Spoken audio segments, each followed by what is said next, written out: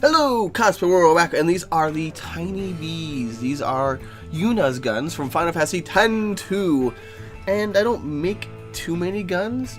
That's because in a lot of cases you can just buy or modify the existing guns that are out there.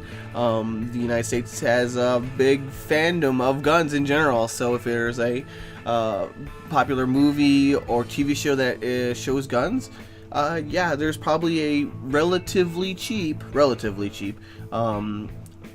manufacturer of replica guns.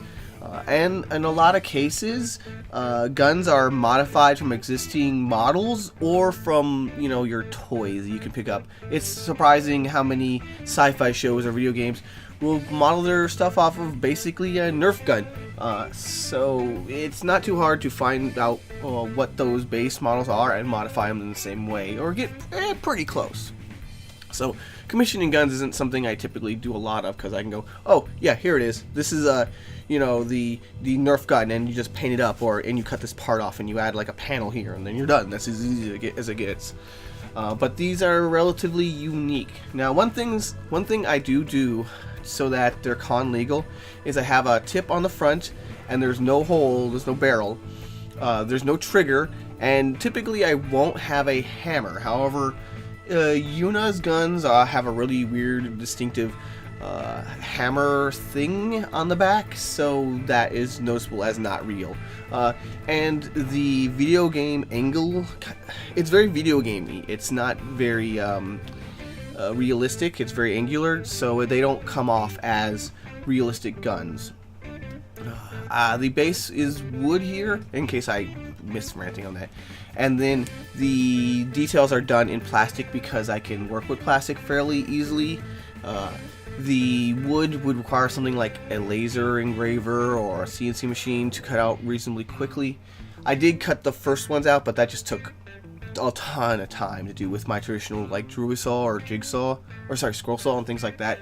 And I wasn't super happy with doing that a bunch of layers at a time to get to what I wanted. It was much easier for me to do it out of plastic, and I have the tools to use plastic and things like that. All the colors are base coated, as you can tell.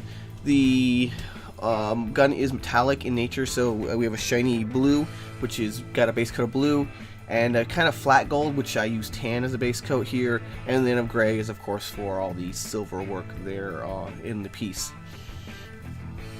Overall, it is a very video gamey kind of gun, so I'm not typically, I would be hesitant to make stuff that could get people in trouble, but these are very, very video gamey, and I'm not worried about them getting in trouble with the local authorities, which is another reason why I don't tend to make too many guns. Oh well, we're going to be making next the, what is it, a Homestuck crowd. It's like a special unique character for Homestuck. We of course have the extended version of this tutorial at finalcosplay.com. Hope you guys check that out. Thanks for watching. Good times to all. Rah! If you like this, there's actually a more in-depth version over at finalcosplay.com. Check out the link in the description. Good times to all. Rah!